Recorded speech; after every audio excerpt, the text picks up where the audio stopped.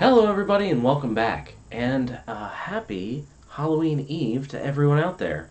Make sure you leave steak and bourbon out tonight for Curtis Kaboom as he makes his way up your coal chute. Yeah.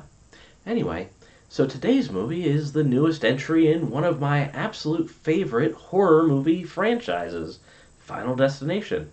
I love it for all the kills and gore and just how creative everything is in it.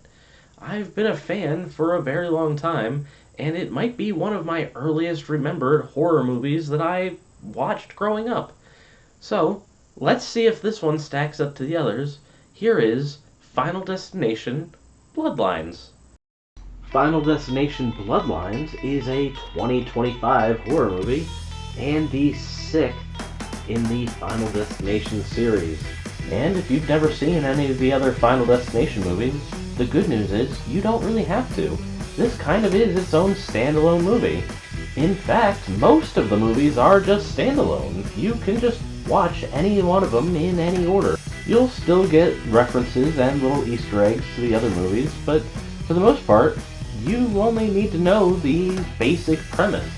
The movies always start out with a huge disaster where a lot of people die in very graphic ways. But that was actually a premonition from before the main character dies. So, they save as many people, including themselves, from death. The tragedy still happens and a lot of people still die, proving that the premonition was true. But at least the characters are still alive. At least for now. Because as it turns out, if you ignore death when he comes knocking, he gets rather mad at you. So each character dies in a specific order in even more grisly ways than they would have died in the first place. Got it? Good. Because this movie is a little bit different. In Bloodlines, the tragedy happens back in the 1960s, and the woman who has the premonition saves everyone. This is like 100 people saved this time, and death has a lot of catching up to do, because all of those people went on and started families. So now Death has to deal with that because those families weren't even supposed to be there in the first place, where we find our main character and where the movie actually starts. Because the main girl in this one didn't even have to survive death once. No, it was her grandmother that did it. And Grandma is cuckoo crazy from dodging death for all these years. But she explains everything to her in a very rational way, and now the entire family is on death's hit list. So, first and foremost, I actually really like how this one decided to do all of this. It's different enough from all the other movies that it feels very fresh, and it's great because all the characters already know each other. Because all the other Final Destinations have this part in the movie where they're running around trying to find who else was in the premonition, try and explain to them that death is coming for them, try and explain to them this and that, and they always just sound crazy right before that person dies. So it was really nice when this one had very minimum, oh no, we don't believe you about this death thing, and then one more person dies and they go, okay, maybe you're right. So it does trim a lot of the fat there, but there are still some scenes that kind of space out the kills a little bit much. Aside from the great big giant opening disaster, I think this might be the smallest group of people killed since the first movie. But what it lacks in quantity, it makes up for in quality. The Final Destination movies are always creative with their kills, and this one is no different. It might have some of the best kills in the entire series. I found myself wincing in pain while laughing my ass off because I'm probably a psychopath. Death has some amazing comedic timing in this movie. They perfectly set up almost every death in this movie as this crazy Rube Goldberg machine. You see somebody break a glass, and then somebody steps on the glass, and somebody puts a rake away, and then the rake goes flying, and then the rake starts a lawnmower, and sorry, spoilers.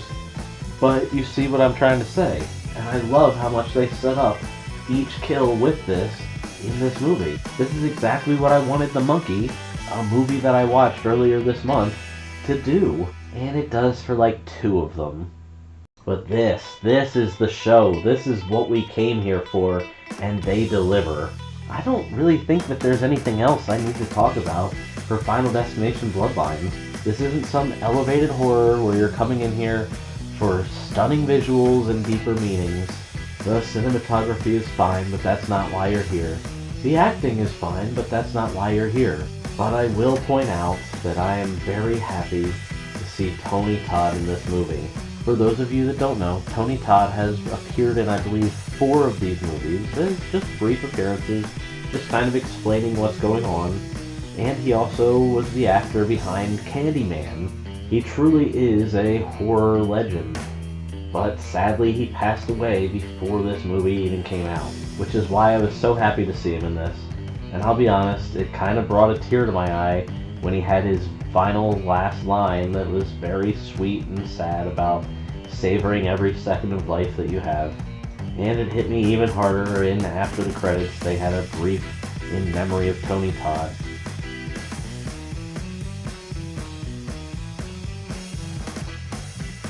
So, would I recommend Final Destination Bloodlines?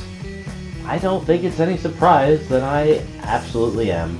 In fact, I love this movie so much, it's going all the way up to the new classics. I can't help but love the Final Destination series, and I think this one stands above a lot of the other ones. Its plot is a little different than the others, and the kills are still amazing. I think that would be the only thing that would change my opinion on a Final Destination movie, is if the kills were bad. Because that's literally all we're here for. But if you don't like Final Destination movies, this is not going to change your opinion on them. And maybe you shouldn't really watch it if you also have a weak constitution for gross scenes. I just hope that they don't wait 14 years before making another sequel.